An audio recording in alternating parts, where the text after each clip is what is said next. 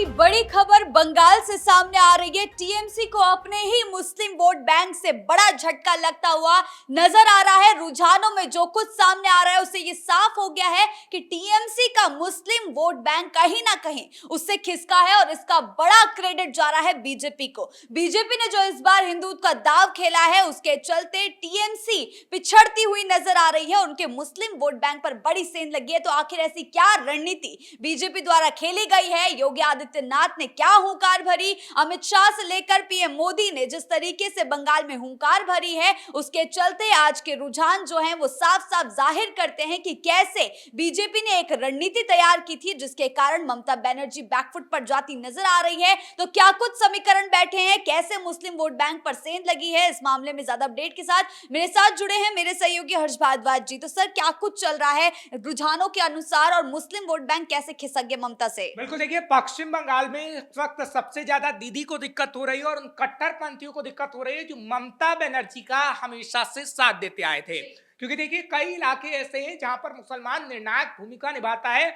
और ममता बनर्जी को 2021 में उसने जिताने का काम किया।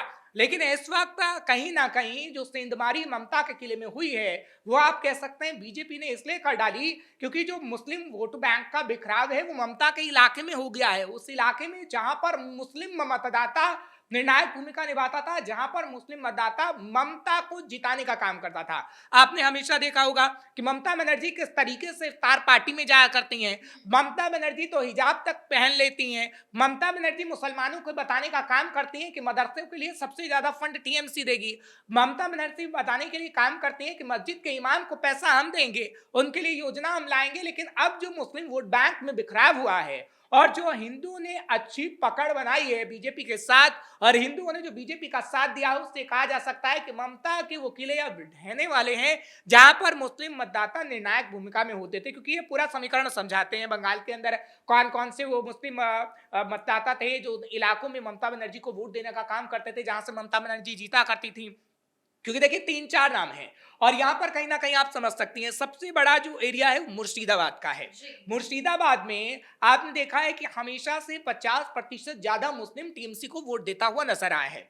2021 में हमने देखा था क्योंकि देखिए यहाँ की जो जनसंख्या है वो 66.3% मुसलमानों की है और 50% से ज्यादा जब मुसलमान यहाँ पर है तो इस इलाके में मुसलमान ही तय करता है कि आखिर कौन उम्मीदवार जीतेगा, टीएमसी का, बीजेपी का या किसी और का। लेकिन यहाँ पर अगर बात करें मुर्शिदाबाद की तो मुर्शिदाबाद में ममता का किला ढहता हुआ इसलिए नजर आ रहा है क्योंकि जो खेल कहीं ना कहीं मुस्लिम वोट बैंक के बिखराव में हुआ है उसने मिट्टी पलीत कर दी है। अब देखिए वो खेल कैसा हुआ, क्योंकि मुर्शिदाबाद का जिक्र करते हैं तो यहाँ पर वाम आईएसएफ गठबंधन है, ये यहाँ पर वाम दल खड़ा हुआ है, वहां पर उसने मुस्लिम कैंडिडेट उतारा है। अगर बात करें एआईएमआईएम की तो एआईएमआईएम ने भी मुस्लिम कैंडिडेट उतारा और अगर बात करें हम कांग्रेस की तो कांग्रेस भी मुस्लिम कैंडिडेट वहां पर उतारती नजर आ रही है।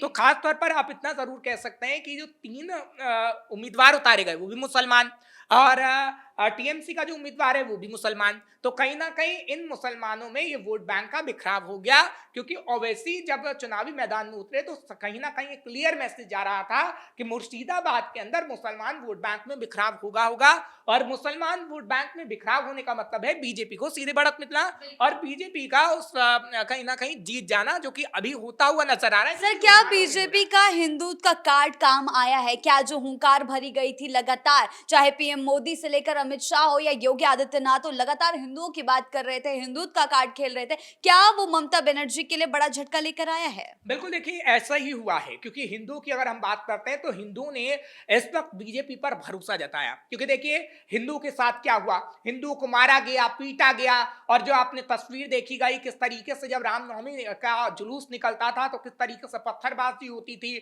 और तो और पुलिस जो सुरक्षा प्रदान करती थी वो मदरसे के बाहर या फिर नमाज में सुरक्षा प्रदान करती थी। अभी ईद का मौका अभी हाल ही में आया, आपने देखा कि ईद के मौके पर किस तरीके से मस्जिदों के बाहर सुरक्षा प्रदान की गई।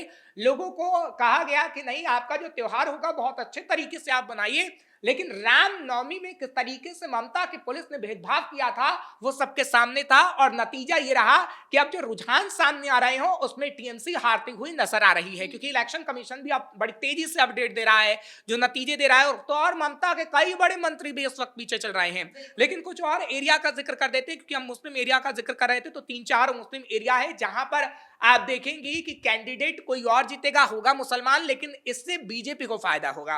ये इलाके हैं उत्तर दिनाजपुर, यहां पर भी 50% मुस्लिम की आबादी है, और यहां पर भी वोट बैंक का काफी बिखराव होता हुआ नजर आ रहा है। और उत्तर दिनाजपुर के अंदर आप देखेंगे कि मुस्लिम वोट बैंक थोड़ा AIMIM को चला जाएगा, थोड़ा कांग्रेस को चला जाएगा, थोड़ा टीएमसी को चला जाएगा, और फायदा किसको हो जाएगा? बीजेपी को। क्योंकि देखिए इससे पहले क्या हुआ है, चाहे उत्तर दिनाजपुर हो, मुर्शिदाबाद हो, नादिया हो, बीरभूम हो, दक्षिण 24 परगना हो, क्योंकि देखिए ये इलाके काफी महत्वपूर्ण होते हैं। दक्षिण 24 परगना का जिक्र तो अमित शाह भी कर चुके हैं, और दक्षिण 24 परगना के अंदर एक बांग्लादेशी जो कि मुसलमान था वो टीएमसी का कार्यकर्ता निकला। और ये बात हम नहीं, ये अमित शाह ने कही थी जब अमित शाह चुनावी मौसम से पहले पश्चिम बंगाल गए थे, और अमित शाह ने बाकायदा सबूत दिया था कि कैसे बांग्लादेशी घुसपैठी टीएमसी का कार्यकर्ता बन जा रहा है, और वो मुसलमान है, इसलिए दक्षिण 24 परगना में ममता बनर्जी उनको जगह दे रही हैं। तो सवाल बड़ा है कि ये मुसलमान आखिर क्यों चाहते हैं ममता बनर्जी को ये घुसपैठिए, क्यों चाहते हैं ममता बनर्जी इन घुसपैठियों को क्यों चाहती हैं? क्योंकि देखिए दक्षिण 24 परगना ही ऐसा इलाका है, क्योंकि बांग्लादेश के करीब सटे हुए इलाके कैसे बांग्लादेशियों की घुसपैठ होती है, और बांग्लादेशी जो घुसपैठ करते हैं वो खासतौर पर मुस्लिम होते हैं, उन्हें बंगाली भी बोलनी आती है, और इसलिए ममता बनर्जी की पार्टी में वो शामिल होते हैं, और ममता बनर्जी का वोट बैंक बढ़ता जाता है। आपने देखा कि एसआईआर से सबसे ज्यादा दिक्कत ममता बनर्जी को ही हुई। ममता बनर्जी होहल्ला मचाती रही कि कैसे मुसलमानों के वोट कट गए, कैसे मुसलमानों के वोट कट गए, लेकिन ममता बनर्जी ने यह नहीं बताया कि एसआईआर की प्रक्रिया वो थी कि कैसे नाम जोड़े जाएंगे, और कैसे अगर किसी की मृत्यु हो गई है तो वहां से नामों को हटाना है, ये सब चीजें कर दी हैं। तो इन एरिया पर चाहे उत्तर दिनाजपुर हो, नादिया हो, मुर्शिदाबाद हो, बीरभूम हो, या फिर दक्षिण 24 परगना हो, यहां पर अगर मुस्लिम वोट बैंक की बात करें तो मुस्लिम वोट बैंक का बिखराव हुआ है। सर ममता बनर्जी कहाँ मात खा गई, कहाँ चूक गई, जो उनकी इतने सालों की, जिसे बार बार उनकी ही सरकार वापसी आ रही थी, तो इस बार बुरी तरीके से झटका लग रहा है। देखिए ममता बनर्जी कहीं ना कहीं अपने मुद्दों को बताने में कामयाब नहीं हो पाई, और ममता बनर्जी थोड़ा सा कंफ्यूज रही कि कहां मुझे मुसलमानों के पास जाना है, या फिर हिंदुओं के पास जाना है, या जातियों में लोगों को बांटना है, या ममता बनर्जी थोड़ा सा कंफ्यूज हो गई। क्या इस बार बीजेपी के जाल में वो बुरी तरह फंस गई? बिल्कुल, देखिए बीजेपी के जाल में वो इस तरीके से फंस गई हैं कि ममता बनर्जी ना तो पूरी तरीके से मुस्लिमों की हो पाई, ना तो वो हिंदुओं की हो पाई। अब देखिए मुसलमानों का जहां तक हम जिक्र करते हैं, मुसलमानों की क्यों एक मुश्त नहीं हो पाई ये हम बताते हैं, क्योंकि ममता बनर्जी की जहां तक हम बात करते हैं तो ममता बनर्जी ने खुल के मुसलमानों के लिए कुछ भी नहीं कहा है इस चुनाव के दौरान, जबकि पिछले चुनाव के दौरान वो बार बार ही कहती थी कि इन योजना हम मुसलमानों के लिए ला रहे हैं। और खुल के क्यों नहीं कहा? कि उन्हें डर था कि जिस तरीके से हिंदुओं को अपने साथ लेने की कोशिश बीजेपी कर रही है वो हिंदू नाराज ना हो जाए, इसलिए मुसलमानों के खिलाफ खुलकर नहीं बोला गया। अब देखिए हिंदुओं के बीच वो कैसे फंसी। हिंदुओं के बीच वो इसलिए फंसी क्योंकि ना तो रामनवमी पर, ना तो जब नवरात्र का मौका आता है हम देखते हैं कि ऐसी हिंसाएं बंगाल के अंदर होती हैं, उसमें मारा कौन जाता है? हिंदू सबसे ज्यादा मारा गया है। और हम ये नहीं कह रहे हैं कि ये हमारा ही आंकड़ा है, आप एनसीआरबी के आंकड़े को उठा के देख लीजिए। कल ही हमने एक रिपोर्ट फाइल की थी जिसमें बीजेपी के जितने कार्यकर्ता थे 1000 से ज्यादा ममता की सरकार में मारे गए हैं, कई घायल हुए और तमाम लोग हिंदू थे, तो क्या उन्हें हिंदू में काउंट नहीं किया जाएगा? और इसलिए ममता बनर्जी डरी हुई थी कि मुसलमानों के लिए एक मुश्त बोला जाए या फिर हम हिंदुओं के लिए एक मुश्त बोले। सर क्या घुसपैठिए मुसलमानों को बचाने के लिए या घुसपैठियों को बचाने के लिए, जिस तरीके से एसआईआर के मुद्दे पर वो फूट रही थी, तो क्या वो अपने राज्य के मुस्लिमों को भूल गए जिसके कारण उनका ये वोट बैंक छिटक गया? देखिए कहीं ना कहीं धोखा एक तरीके से लग रहा है। ममता बनर्जी ने बंगाली भाषा बोलने वाले लोगों के साथ कर दिया और ये लोग समझने लग गए। तभी तो हम देख रहे हैं कि रुझानों में एकमुश्त होकर किस तरीके से बीजेपी की ओर ये तमाम रुझान जा रहे हैं, कि यही रुझान नतीजों में कन्वर्ट हो जाएंगे। और जो इलेक्शन कमीशन का अपडेट दिखा रहा है वो एकदम तेजी से बीजेपी को बढ़त बनाता हुआ नजर आ रहा है, क्योंकि देखिए 150 के करीब आसपास जो सीटें हैं वो तकरीबन बीजेपी पा चुकी है, जो कि अभी रुझान कहते हैं। और इलेक्शन कमीशन ने जो आंकड़ा दिया है वो 60 के पार का अभी बीजेपी को दिया है। तो सीधे सीधे आप ये कह सकते हैं कि बड़ी तेजी से आंकड़ा बढ़ रहा है। और जब हम ये खबर बता रहे हैं तो 5 से 10 सीटें और बीजेपी की बढ़ गई हैं। तो लगातार इलेक्शन कमीशन के आंकड़े में बीजेपी को बढ़त बनती हुई नजर आ रही है। लेकिन हाँ, हाँ, इतना जरूर हम कह सकते हैं कि 1 से 2 घंटे का अभी और इंतजार करना पड़ेगा जब तक इलेक्शन कमीशन नहीं बता देता है। और इन सीटों पे तो खासतौर पर हम देखेंगे कि कई मुस्लिम एरिया में तो बीजेपी का कैंडिडेट नहीं जीत गया, क्योंकि देखिए उत्तर प्रदेश की तस्वीर जैसी ही बंगाल में नजर आ रही है। आपने देखा कि उत्तर प्रदेश के अंदर किस तरीके से कुंदरकी का एरिया, जब चुनाव हुए थे वहां पर मुस्लिम एरिया था, लेकिन जीता कौन? एक हिंदू।